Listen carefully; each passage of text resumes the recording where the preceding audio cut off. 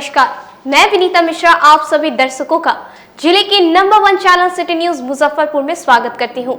खबरों की ओर बढ़ने से पहले आइए कि नजर डालते हैं आज की सुर्खियों पे। हेडलाइंस के प्रायोजक हैं नीलकमल एक्सक्लूसिव शोरूम। अय्यरपुर थाना क्षेत्र के शेरपुर माया स्थान के समीप लोगों ने मोबाइल छीनते हुए बाइक सवार 3 बदमाशों को पकड़कर जमकर की पिटाई। नगर थाना क्षेत्र के एमएसकेबी कॉलेज के समीप बाइक सवार अपराधियों ने एक युवक से 80,000 रुपए छीनकर हुए फरार। और दिल्ली में 6 दिन के लॉकडाउन लगने के बाद जिले में प्रवासी मजदूर लौटने लगे हैं। तो ये थी आज की सुर्खियां, अब खबरें विस्तार से। अय्यरपुर थाना क्षेत्र के शेरपुर माया स्थान के समीप मोबाइल छीनते हुए 2 बदमाशों को स्थानीय लोगों ने पकड़कर जमकर पिटाई की और पुलिस के हवाले कर दिया। अय्यरपुर थाना क्षेत्र के अखाड़ा घाट 0 माइल रोड के शेरपुर माया स्थान के समीप उस वक्त अफरा तफरी मच गई जब स्थानीय लोगों ने मोबाइल छीनताई करते हुए एक बाइक पर सवार 3 बदमाशों को रंगे हाथ पकड़ लिया। देखते देखते मौके पर लोगों की भीड़ काफी संख्या में जुट गई, जिसके बाद भीड़ ने तीनों बदमाशों को जमकर पिटाई करना शुरू कर दिया। मौका देखकर बदमाश भागने में सफल रहा, लेकिन स्थानीय लोगों ने बचे 2 बदमाशों को मोटरसाइकिल सहित पकड़कर जमकर पिटाई कर दी। सूचना के बाद मौके पर पहुंची अय्यरपुर पुलिस ने स्थानीय लोगों को समझा बुझाकर शांत करवाया और फिर बदमाशों को भीड़ से निकालकर थाने ले आई। जानकारी के अनुसार शेरपुर माया स्थान निवासी नितेश कुमार मोबाइल पर बात करते हुए घर आ रहे थे।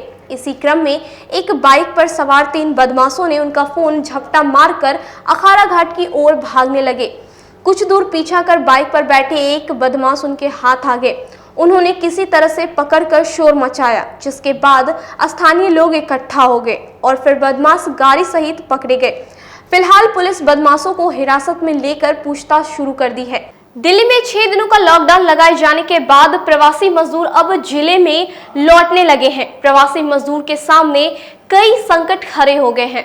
दिल्ली में 6 दिन का लॉकडाउन लगने के बाद भारी संख्या में श्रमिक बिहार लौटने लगे हैं। जब हमारी टीम बैरिया बस स्टैंड पहुंची तो दिल्ली से लौटने वाले श्रमिकों की संख्या काफी ज्यादा थी। सबसे पहले हमारी नजर बस स्टैंड पर अपने पूरे परिवार के साथ बैठे जिले के सुनील शाह पर पड़ी, जो कि कटरा प्रखंड के भूसरा गांव के रहने वाले हैं। दिल्ली में प्राइवेट कंपनी में काम करके अपने भाई इंदल और पूरे परिवार के साथ रहते हैं। सुनील ने बताया कि जैसे ही 2 दिन के बाद 6 दिन की लॉकडाउन लगी, हम लोग वापस आ गए, क्योंकि पिछले बार लॉकडाउन में लौटने में काफी परेशानी हुई थी, इसलिए इस बार हम लोग वापस आ गए हैं। उन्होंने बताया कि वहां काम बंद हो गया है, कहीं और ज्यादा दिन का बंदी ना हो जाए, इस डर से हम लोग वापस आ गए हैं। केजरीवाल जो है लॉकडाउन लगा दिया, इसलिए हम इमरजेंसी हम लोग भागा है। कल बस में बैठे यहाँ आ गए ट्रेवल पॉइंट से। क्या करें, वहाँ रोजगार नहीं है, 1 हफ्ता के लिए बंद कर दिया है, कहाँ से खाएंगे वहाँ पे, इसलिए हम लोग चले आए अपना गाँव। फैमिली के साथ रहते हैं, फैमिली साथ में। हाँ जी। कैसे वहाँ पे यहाँ पे कैसे पहुँचे? बस से आए हैं, बस वाला भी मनमानी किराया ले रहा है। जहाँ 1500 किराया वहाँ 3-3 ले रहे हैं। क्या करें, मजबूरी है। तो पहले भी लॉकडाउन लगा था, उसमें भी आप लोग हाँ, उसमें भी आए थे हम लोग, फिर दोबारा आना पड़ा। फिर यहाँ क्या करेंगे आप? अब क्या करेंगे, घर पे आराम से रहेंगे, फैमिली साथ ही खाएंगे पिएंगे, आराम से रहेंगे, क्या करेंगे। अब अगर अपना जो हमारा बिहार सरकार है वो सोचेगा क्या करेगा नहीं करेगा। अच्छा, कब वहाँ से चले हैं? कल। रास्ते में कोई दिक्कत तो नहीं हुई आप लोग? नहीं। कैसे यहाँ तक पहुँचे हैं? यहाँ तक पहुँचे 2000 करके टिकट ले लिया, बोला पूर्णिया पहुँचेंगे। अच्छा, और फिर यहाँ ला के छोड़ दिया, बोला कि अब चले। तो कैसे आप लोग पूर्णिया जाइएगा? इसी बस में बोला पूर्णिया जाएगा। और दिल्ली से क्यों आए आप लोग? आए, काम वाम नहीं हुआ इसीलिए। तो वहाँ काम चल रहा है कि नहीं चल रहा है? नहीं चल रहा। फिर आगे कैसे आप लोग यहाँ से जाएंगे? आ गए, घर चला जाएंगे, अपना खेती उती है वही से। दिल्ली से लौटने वाले एक इंदल और सुनील की यह कहानी नहीं है। ऐसे कई लोग मिले जो दिल्ली में काम बंद होने और लॉकडाउन लगते पूर्ण लॉकडाउन के डर से जैसे तैसे वापस लौट रहे हैं। गौरतलब है कि दिल्ली में 6 दिन का लॉकडाउन लगते भारी संख्या में मजदूर वापस लौट रहे हैं। उन्हें पूर्ण लॉकडाउन में फंसने और काम बंद होने के डर से आनन फानन में अपने घर लौट रहे हैं। दिल्ली सहित कई राज्यों में पूर्ण लॉकडाउन के बाद अब प्रवासियों मजदूर का आना शुरू हो गया है। इस वक्त चांदनी चौक पर मौजूद हूँ और यहाँ पे लगातार सुबह से जो दिल्ली की बस है या मुंबई हो या अन्य राज्यों से बस जो है वो लगातार आ रही है। मजदूरों की जो प्रवासी मजदूर हैं वो लगातार आ रहे हैं इसी रास्ते। सुबह से अगर बात करें तो तकरीबन 100 से ऊपर बसें आ गई है जो कि मुजफ्फरपुर सहित उत्तर बिहार के यात्री सवार होकर आ रहे हैं। आप सामने देख सकते हैं किस तरीके से लगातार जो है वो बड़े वाहन जिसमें बाहरी प्रवासी मजदूर लोड होकर आ रहे हैं। ना उनके अंदर कोई सोशल डिस्टेंसिंग है और ना ही मास्क वगैरह, बहुत कम ही ऐसे यात्री हैं जो कि मास्क वगैरह और सैनिटाइज़र यूज कर रहे हैं। तो इन सब के बीच सरकार की बड़ी लापरवाही मानी जा रही है कि इतने प्रवासी मजदूर लौट रहे हैं और ये कोई पहली बार नहीं लौट रहे, इससे पहले भी प्रवासी मजदूर लौट चुके हैं और इसके आने के बाद भी सरकार और स्वास्थ्य विभाग के द्वारा कोई सुविधा नहीं दी जा रही है, जिसके कारण कोरोना के फैलने का कारण और भी ज़्यादा बढ़ सकता है। मैं अपने सहयोगी विकास के साथ सोनू शर्मा, सिटी न्यूज़ मुजफ्फरपुर। समाहरणालय में जिलाधिकारी ने बढ़ते कोरोना संक्रमण को देखते हुए निजी अस्पताल संचालकों के साथ अहम बैठक की। जिले में बढ़ते कोरोना संक्रमण के संक्रमित मरीजों के इलाज के लिए जिला प्रशासन की तरफ से कई व्यवस्था की गई है। उसी कड़ी में मंगलवार को समाहरणालय परिसर स्थित कार्यालय कक्ष में जिलाधिकारी प्रणब कुमार की अध्यक्षता में जिले के निजी अस्पताल के संचालकों के साथ बैठक आयोजित की गई, जिसमें स्वास्थ्य विभाग के कई पदाधिकारी भी उपस्थित हुए। बैठक में नर्सिंग होम संचालकों ने अपनी समस्याएं जिलाधिकारी को बताई। वहीं जिलाधिकारी ने सभी नर्सिंग होम संचालकों को आश्वस्त करते हुए कहा कि जो भी समस्याएं हैं उसे जल्द ही दूर कर दिया जाएगा। साथ ही अस्पताल में इलाजरत मरीज और कोरोना से हुई मरीजों की मौत विवरण स्वास्थ्य विभाग को दिया जाए। नर्सिंग होम संचालकों के साथ बैठक हुई।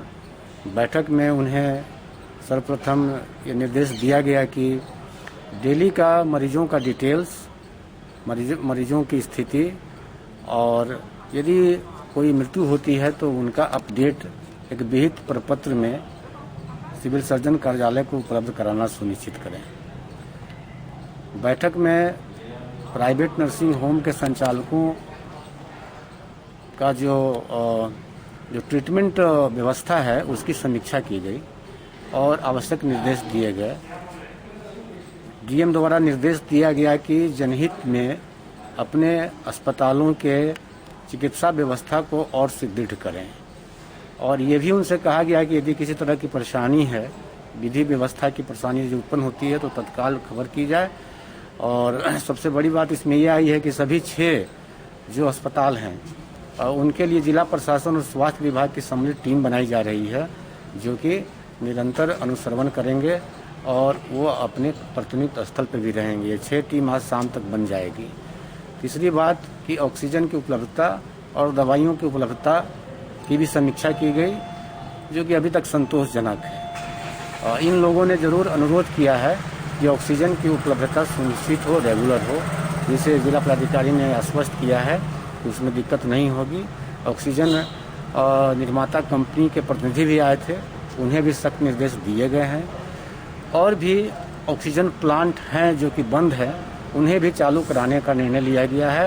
इसमें तो 4 दिन टाइम लगेंगे, तो इस तरह से ऑक्सीजन की किल्लत की समस्या से रूबरू हमें नहीं होना पड़ेगा। मोटे तौर पर यही। रेमडेसिविर को लेकर क्या कुछ नहीं? रेमडेसिविर की अभी पूरे बिहार में उपलब्धता कहीं नहीं है। रेमडेसिविर मैं आपको बता दूं कि बहुत एसेंशियल नहीं है, उससे अधिक इम्पोर्टेंट ऑक्सीजन की उपलब्धता है। जिले में बढ़ते कोरोना संक्रमण के बाद अब कोरोना संक्रमित मरीजों के सामने एक अलग मुसीबत खड़ी हो गई है। कोरोना बीमारी में इस्तेमाल होने वाली दवाई अब बाजारों से गायब होने लगी है। एक तरफ जहां कोरोना महामारी विकराल रूप लेते जा रही है, वहीं इस महामारी में इस्तेमाल होने वाले अति आवश्यक दवा रेमडेसिविर की आपूर्ति बाजारों में नहीं हो रही है। अब बाजारों में ऑक्सीमीटर भी गायब हो गया है, जिससे मरीज के परिजन भटकने के लिए मजबूर हैं। वहीं Bihar chemist and druggist association ने एक पत्र जारी किया है, जिसमें रेमडेसिविर की आपूर्ति जिले में नहीं हो रही है, जिसका जिक्र भी है। एसोसिएशन के अध्यक्ष रंजन कुमार साहू ने बताया कि जिला प्रशासन से उन्होंने जल्द से जल्द रेमडेसिविर दवा और अन्य उपकरणों की आपूर्ति सुनिश्चित कराने की मांग की है। इससे आउट ऑफ स्टॉक नहीं हो चुका है। आप देख रहे हैं कि विटामिन सी, जिंक ये उपलब्ध है। शॉर्टेज इस मामले में लोग बना रहे हैं कि एक डिमांड बढ़ गया है। तो डिमांड बढ़ गया है तो हमारे पास अगर कोई आता है कि भाई 5 डब्बा दीजिए, तो हम उसको 1 डिब्बा देते हैं और कहते हैं कि आप कल आकर के ले जाइए, परसों आकर ले जाइए। एक बार किसी आदमी को 10 डब्बा दे करके हम लोग डंप नहीं करवाना चाहते हैं। जिसको आप कहते हैं कि स्टोरेज करना, वो स्टोरेज हम लोग नहीं चाहते हैं कि वो रनिंग में पर डे माल आ रहा है हम लोगों का भी, और हम लोग भी पर डे माल दे रहे हैं। जो आदमी 5 डब्बा मांगता है, हम लोग कहते हैं कि 2 डब्बा लीजिए, आप परसों आप लेके जाइए, फिर कल डब्बा लेके जाइए आप। तो प्रशासन से आप लोगों ने त्राहिमाम संदेश देखिए, प्रशासन से हम लोगों ने त्राहिमाम संदेश दिया था कि भाई रेमडेसिविर के कारण हमारे अपने केमिस्ट के परिवार के लोगों की कैजुअलिटी हो रही थी, और हम लोग तड़प रहे हैं पिछले 4 दिनों से कि रेमडेसिविर मुजफ्फरपुर में उपलब्ध कराई जाए। वहीं जिला सूचना जनसंपर्क पदाधिकारी कमल सिंह ने बताया कि पूरे बिहार में रेमडेसिविर की आपूर्ति नहीं हो रही है। वहीं जिले में ऑक्सीजन की कमी नहीं है, मरीजों का इलाज उच्च स्तर पर किया जा रहा है। रेमडेसिविर की अभी पूरे बिहार में उपलब्धता कहीं नहीं है। रेमडेसिविर मैं आपको बता दूं कि बहुत एसेंशियल नहीं है, उससे अधिक इम्पोर्टेंट ऑक्सीजन की उपलब्धता है। बावजूद इसके जिनके लिए ज़रूरी है, डॉक्टर यदि लिख रहे हैं तो उनको रेमडेसिविर की उपलब्धता को लेकर ड्रग्स इंस्पेक्टर और डिप्टी ड्रग्स कंट्रोलर को सख्त निर्देश दिया गया। जेल से 2 कैदी फरार मामले में निरीक्षण के लिए पहुंचे जेल आईजी ने 5 पुलिसकर्मी को निलंबित किया, साथ ही जेल की 4 दीवारी पर नाराजगी जताई। मुजफ्फरपुर शहीद खुदीराम बोस सेंट्रल जेल में बीते रात 2 कैदी के भागने के मामले सामने आने के बाद जेल आईजी मिथिलेश कुमार मिश्रा सोमवार को शहीद खुदीराम बोस केंद्रीय कारागार में निरीक्षण के लिए पहुंचे, जहां उन्होंने जेल सुपरिटेंडेंट के साथ पूरे जेल परिसर का निरीक्षण किया। जेल आईजी मिथिलेश मिश्रा ने कहा कि जेल के प्रशासन से एक बड़ी चूक हुई है। लापरवाही मामले में जेल में कार्यरत एक आरक्षी सहित कुल 5 पुलिसकर्मियों को निलंबित किया गया है। आपको बता दें कि रविवार की देर रात को जिले के सेंट्रल जेल से 2 बंदी ने भागने का प्रयास किया था। वहीं जेल की दीवार को लेकर भी नाराजगी जेल आईजी ने जताई है और 4 दीवारी को ऊंचा किए जाने का आदेश भी दिया है। पलायन यहाँ से प्रतिबंधित हुआ था, जिसको करीब आधे घंटे के भीतर ही पकड़ लिया गया था। तो बंदी पलायन की परिस्थिति क्यों बनी और भविष्य में बंदी पलायन न हो, उसके लिए क्या सुरक्षा के इंतजाम करने हैं, उसी को देखने के लिए आज कारा का निरीक्षण किया गया। कुछ दीवारें ऐसी हैं जिनको तोड़ने की आवश्यकता है, कुछ दीवारें ऐसी जहाँ पे प्लास्टर करने की आवश्यकता है, और डीएम साहब के नेतृत्व में पहले ही सुरक्षा ऑडिट यहाँ का हो चुका है, करीब 1 हफ्ता पहले ही हुआ। तो सुरक्षा ऑडिट में जो विषय आया है, उस विषय के आधार पर अग्रतर कार्रवाई की जाए। 5 आरक्षियों की निलंबन की बात सामने आ रही है। जी बिल्कुल सही बात है। जो जिनकी ड्यूटी थी और ड्यूटी के समय जो चौकन्ने नहीं थे, जिस काम के लिए आपको रखा गया, अगर वो काम नहीं करेंगे तो निलंबन स्वाभाविक माना जाए। तो कहीं ना कहीं आरक्षियों की दोस्ती केस में पाई जा रही है। जिस चीज़ के लिए आपकी ड्यूटी लगाई गई है, अगर आप उस समय अपने ड्यूटी पर नहीं सतर्क हैं, तो सतर्क नहीं थे तभी तो पलायन की घटना हुई। सर, जो कैदी भागे थे उनसे बातचीत हो पाई है? कारण सामने आया कि किस कारण से वो जेल से भागे थे?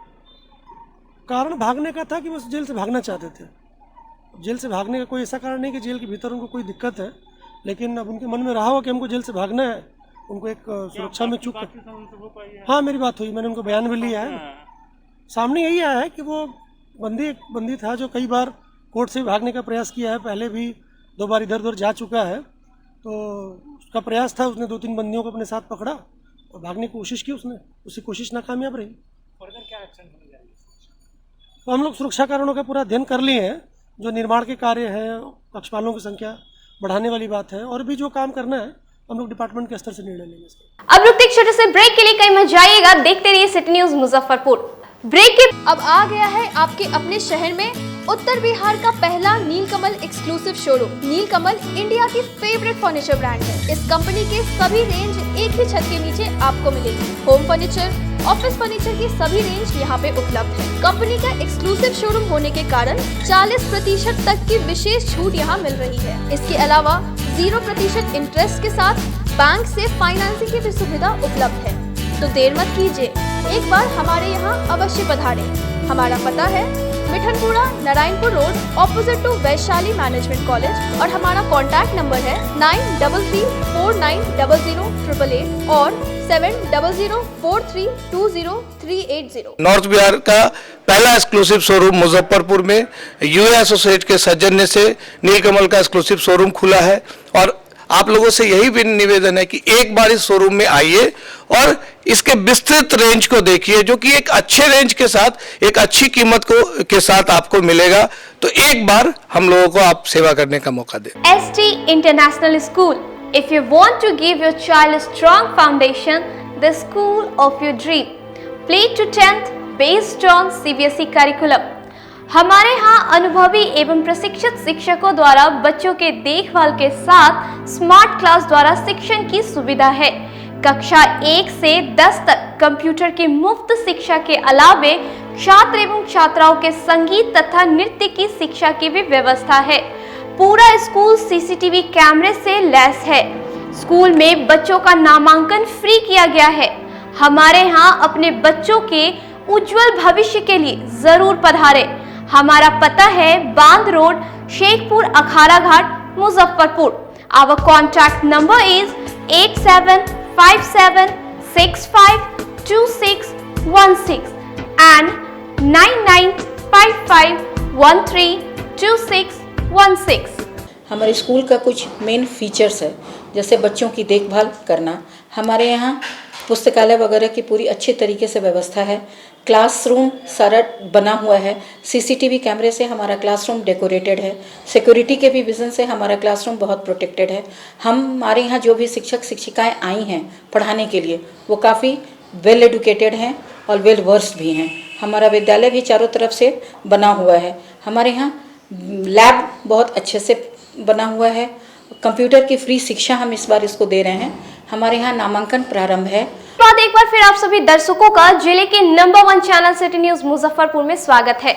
आइए बढ़ते हैं अगली खबरों की ओर। नगर थाना क्षेत्र के MSKB कॉलेज के समीप बाइक सवार अपराधियों ने ऑटो में बैठे एक यात्री का 80,000 रुपए सहित बैग छीनकर फरार हो गया। जिले में बाइक सवार बदमाशों का दहशत जारी है। मंगलवार की दोपहर पल्सर बाइक सवार बदमाशों ने नगर थाना क्षेत्र के MSKB कॉलेज के समीप ऑटो पर बैठकर नानी घर जा रहे एक युवक को निशाना बनाते हुए बैग में रखे 80,000 रुपए नकदी सहित कई अन्य सामान छीनकर बनारस बैंक चौक की ओर भाग निकले।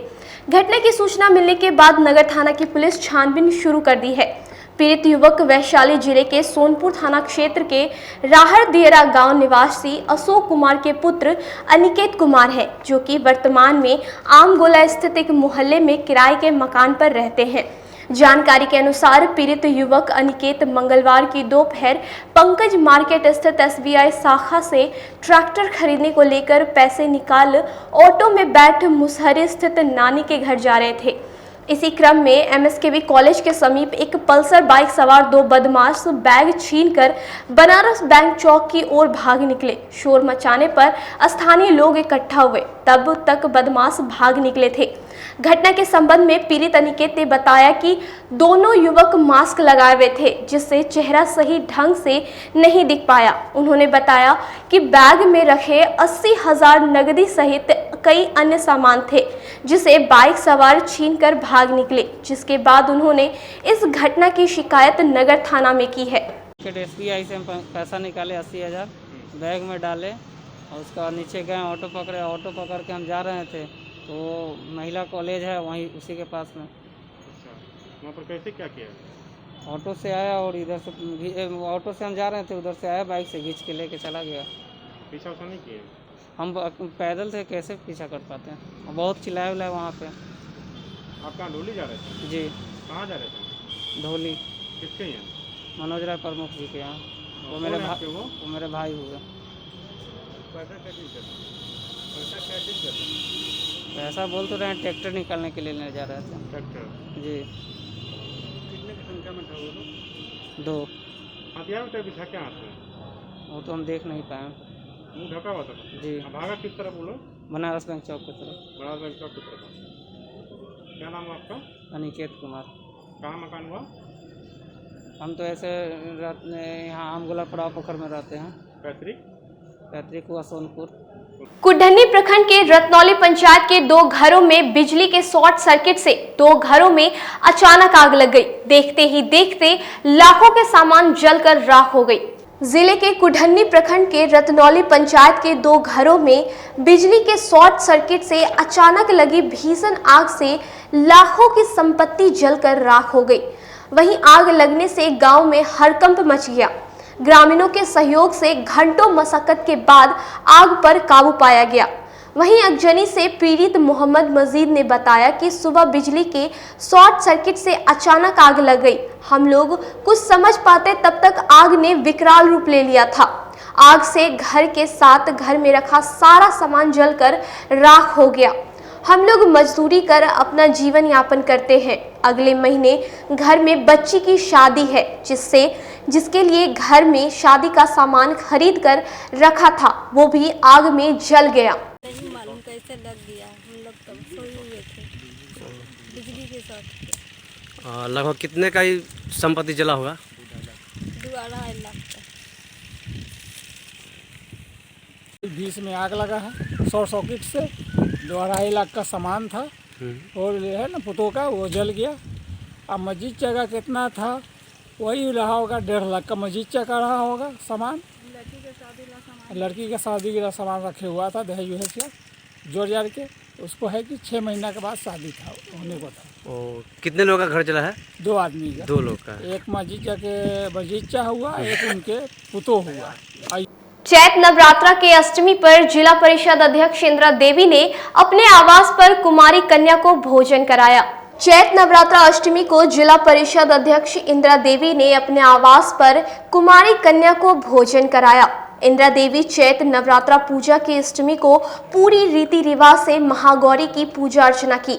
इसके बाद 9 कुमारी कन्या को भोजन कराया। इस पूजा में पूरा परिवार शामिल हुआ था। मां की पूजा कर इंदिरा देवी ने कोरोना महामारी जल्द दूर करने की मां से प्रार्थना की है। कोरोना संक्रमित मरीज के इलाज में हो रही परेशानी को लेकर निजी अस्पताल संचालकों ने जिलाधिकारी से मुलाकात कर ज्ञापन सौंपा। जिले के निजी अस्पतालों में कोरोना से संक्रमित मरीजों के इलाज में कई तरह की परेशानियों का सामना संचालकों को करना पड़ रहा है। मंगलवार को निजी अस्पतालों के संचालकों के शिष्टमंडल ने जिलाधिकारी प्रणव कुमार से मुलाकात कर अस्पताल में ऑक्सीजन सिलेंडर की निर्बाध आपूर्ति, रेमडेसिविर इंजेक्शन और पीपी किट को लेकर मांग पत्र सौंपा। वहीं डॉक्टर बी मोहन ने बताया कि जिलाधिकारी ने जल्द ही सभी आवश्यक वस्तुओं के उपलब्ध हो जाने की बात कही है। एडमिनिस्ट्रेशन ने हमने डिमांड किया है कि हमें रेमडेसिविर के वायल अवेलेबल कराए जाएं और ऑक्सीजन की बिना इंटरप्शन के सप्लाई 24 घंटे प्रोवाइड की जाए। हमें आश्वासन दिया गया है कि डिस्ट्रिक्ट एडमिनिस्ट्रेशन अपनी तरफ से जितना कुछ कर सकता है करेंगे। हम होपफुल हैं कि मरीजों से रिलेटेड इस प्रॉब्लम को हम सॉल्व कर पाएंगे। ये एक महामारी है, सबको मिलकर इसका उपाय करना होगा। आज के लिए बस इतना ही। अब मुझे और मेरी पूरी न्यूज टीम को दीजिए इजाजत। नमस्कार।